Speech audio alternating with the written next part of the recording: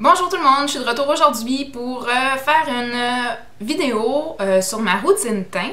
La vidéo, dans le fond, s'intitule Teint d'été facile et rapide. Alors, c'est pour répondre à la question de Beauty Nikki Charm qui m'a été posée sur ma chaîne. J'aimerais bien éventuellement voir ta routine teint de tous les jours. Donc, la vidéo qui suit, c'est vraiment axé uniquement sur le teint. C'est super facile et rapide à réaliser avec seulement quelques produits pour les yeux, mais sans plus. Alors, je vous invite à regarder le reste de la vidéo pour voir comment j'ai réussi à uniformiser mon teint comme ça. Alors, bonne écoute! Bonjour! Alors, me revoilà sans maquillage. On va commencer tout de suite. Une étape que j'oublie tout le temps, c'est le primer. En fait, celui-là, croyez-le ou non, c'est le premier que j'ai acheté puis il n'est pas encore terminé. Donc, je suis vraiment pas assidue sur ce produit-là, mais là, je me suis dit que j'allais me forcer aujourd'hui. Alors, je commence en appliquant un peu de primer ou de base de teint, comme on dit en français. Et je vais me concentrer surtout sur la zone du thé, étant donné que c'est là que je deviens assez huileuse pas mal vite, pas mal facilement. Ceci étant fait, pendant que ça pénètre, je vais mettre mon correcteur, qui est dans mon projet Tan Pan. Wouhou! Là, c'est sûr que je vais faire des étapes que vous pouvez modifier, là, dépendamment de ce que vous avez besoin. Il y en a qui mettent du correcteur plus sur les yeux, il y en a qui vont vouloir cacher des imperfections au niveau du visage pour les boutons, par exemple, ou des zones avec plus de rougeur. Ouh, c'est génial! On voit là que ça fonctionne. Hein? Une chose que j'aime bien faire avec ce correcteur-là, comme je vous l'ai peut-être déjà dit dans une autre vidéo, je me souviens pas, c'est un coup qui est appliqué. En fait, normalement, là, je l'ai tapoté avec un doigt, là, mais normalement, je le laisse pénétrer un peu. Puis je viens le fondre avec un pinceau comme ça. Ça, c'est la Stippling Brush de Elf. Normalement, c'est pour le fond de teint, mais je trouve qu'il n'est pas assez dense pour mettre le fond de teint. Mais pour faire les yeux, je trouve que c'est parfait parce que les poils sont super doux. Puis c'est pas agressant, vous voyez, elle n'est pas super dense. Pour certains types de fond de teint, ça peut fonctionner, là, mais puis ça fait pas longtemps que je l'ai lavé, là, puis on voit que les poils sont comme tous pris ensemble. Mais pour les yeux, c'est vraiment doux, là. Les poils sont super doux, donc c'est pas agressant du tout pour les yeux. Donc, après l'étape du cache-cerne, il y a deux options que je fais dépendamment de la journée que je vais avoir. Donc, si j'ai une journée où je veux opter pour un teint plus uniformisé, je vais prendre un fond de teint léger. Et ou, encore, si je veux pas porter de fond de teint une journée, je vais plutôt venir mettre un correcteur sur les imperfections. Donc, comme je vous l'avais déjà expliqué, j'ai eu une période où j'avais beaucoup de boutons. C'était de l'acné d'adulte carrément, donc c'était vraiment concentré sur les joues. Puis, on peut voir qu'il reste un peu de cicatrice. C'est sûr que ça paraît moins à la caméra qu'en vrai. Ben quoi que ça s'en vient pas mal bien, là. Mais c'est ça. Donc, normalement, je vais venir neutraliser ça avec un correcteur. Ça, c'est le correcteur Heavy Duty de Hard Candy.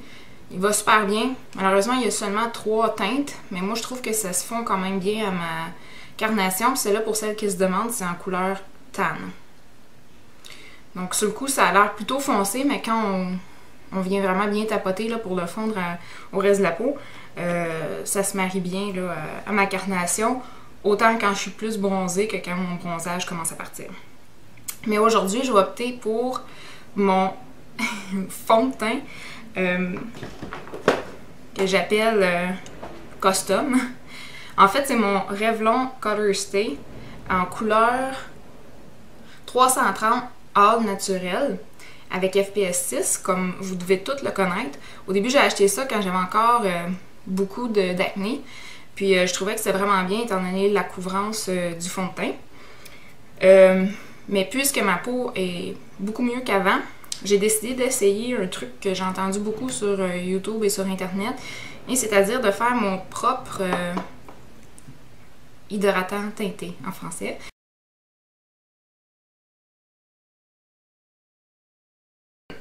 en ce moment, la couvrance de ça est plutôt légère. Là. Ça va pas cacher mes imperfections. Oh, ça vient de déborder. Mais ça va très bien uniformiser le teint. J'en ai mis partout.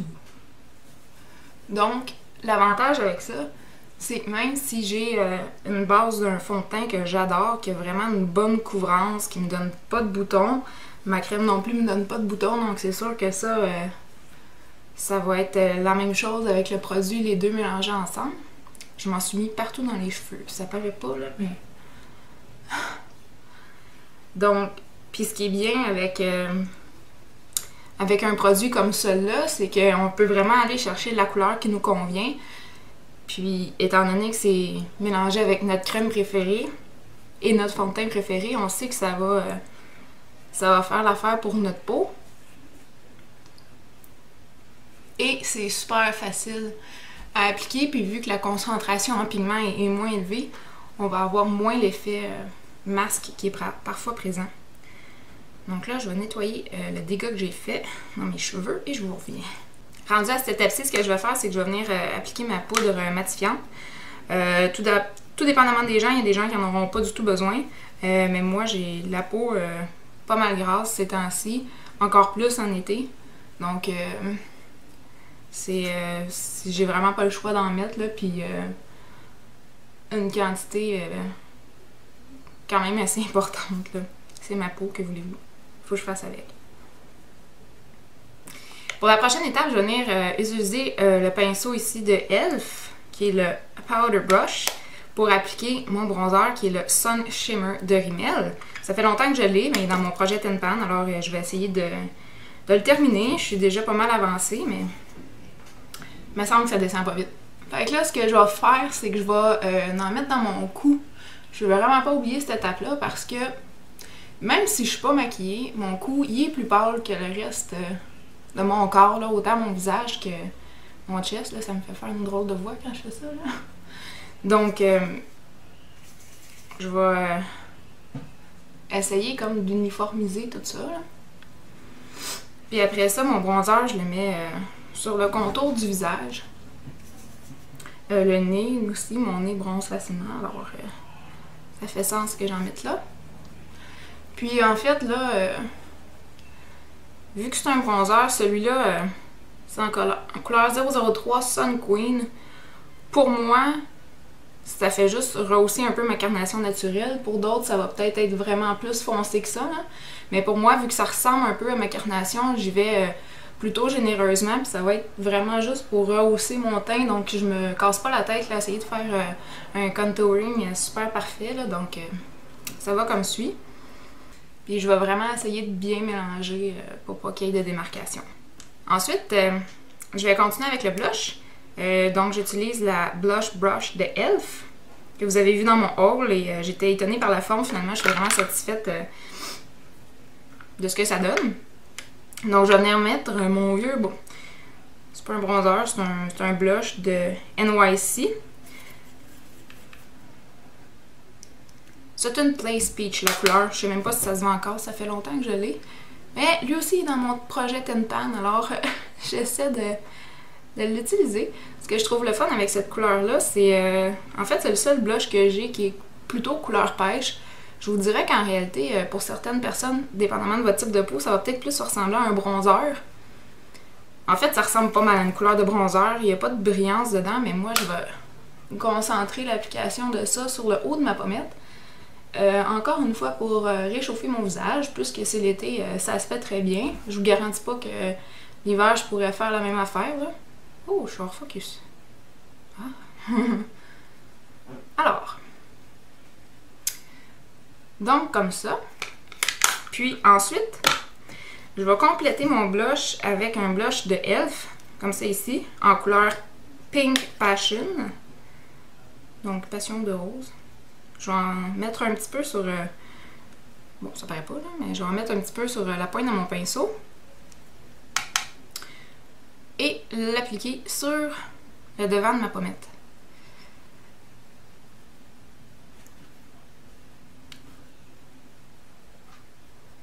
Moi, j'aime ça, le blush, là. Fait que je me gêne pas pour en mettre, là. Puis même s'il y en a qui disent que je respecte pas la bonne méthode, je m'en fous. Le maquillage, après tout, ça reflète notre personnalité, puis on fait bien ce qu'on veut avec en autant qu'on se sente à l'aise, puis que ça ait pas l'air fou, là. Moi, je trouve que ma façon a pas nécessairement... Ma façon de le mettre n'a pas nécessairement rapport avec ce que tout le monde dit, mais bon. Moi, j'aime ça. Donc voilà. Ma façon de le mettre, en fait, là, je trouve que ça me donne un air plus... comme quand j'ai fait de l'exercice. Ça, c'est au niveau du teint. Ça fait pas mal le tour de ce qui concerne le teint. Ensuite, je vais enchaîner avec un peu de produit pour les yeux. Puis je garde ça plutôt simple. Ah, j'avais oublié de dire au début, j'avais mis un peu de lipsil. L'été, parfois, ce que je vais faire, en fait, c'est je vais mettre un peu de couleur plus pâle, un peu comme ça ici, pour mettre un peu de brillance sur mes yeux. Mais je dirais qu'en ce moment, ça me tente pas. Donc, je vais passer cette étape-là. Parce que qu'est-ce qui arrive, c'est que quand je mets des ombres à paupières, au début, je me dis, je vais mettre juste une couleur pâle en haut, puis une couleur plus comme le corail ici, sur ma paupière mobile, puis je finis tout le temps par faire quelque chose de plus élaboré, puis ça me prend une éternité, donc là, ça me tente pas de le faire. Ensuite, ça, encore une fois, c'est un truc que j'ai découvert en regardant les filles sur YouTube. Un peu de crayon blanc, c'est sûr que quand on vient juste de... pour neutraliser la rougeur des yeux, puis là, en ce moment, il était pas mal rouge, là. Donc, c'est sûr que quand on vient juste de l'appliquer, ça a l'air un peu intense. Mais à force de cligner des yeux, déjà après 10 minutes, ça paraît moins intense. Donc là, je vais appliquer mon crayon pour les yeux. Donc c'est sûr que le crayon, même si je suis pressée, je vais en mettre en bas. Ça, c'est un crayon brun. Moi, je trouve que ça définit vraiment... ça fait une démarcation là, avec le début de mon œil, puis ça structure un peu mon visage, donc ça, j'aime bien ça. Parfois, je vais en mettre sur la paupière supérieure, ben, sur le ras des cils supérieurs, oui, pour épaissir un peu mes cils. En ce moment, j'y vais plus pour un maquillage plus simple, puis plus rapide surtout. Donc, prochaine étape, je vais recourber mes cils. Je vais aussi mettre le mascara transparent sur mes sourcils. C'est juste pour les peigner, en fait, là. Là, ce qui aide, en fait, c'est qu'avant de commencer mon maquillage... En fait, je dis toujours en fait. Mais c'est que j'ai épilé mes sourcils, puis je les ai trimés aussi, là, en anglais. Je les ai taillés. En fait, je les peigne vers le haut avec un goupillon. Puis je vais tout simplement avec un petit ciseau. Mais en fait, je peux vous montrer. Avec un petit ciseau comme ça.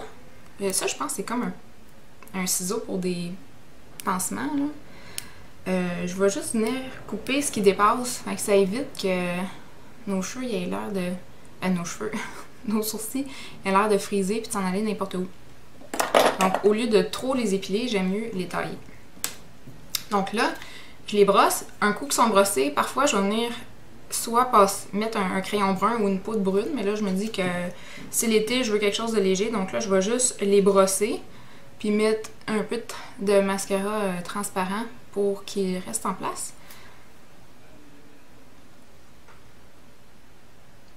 Mais je vous dirais que l'été, quand je fais des activités dehors, plus souvent qu'autrement, je vais simplement passer cette étape-là.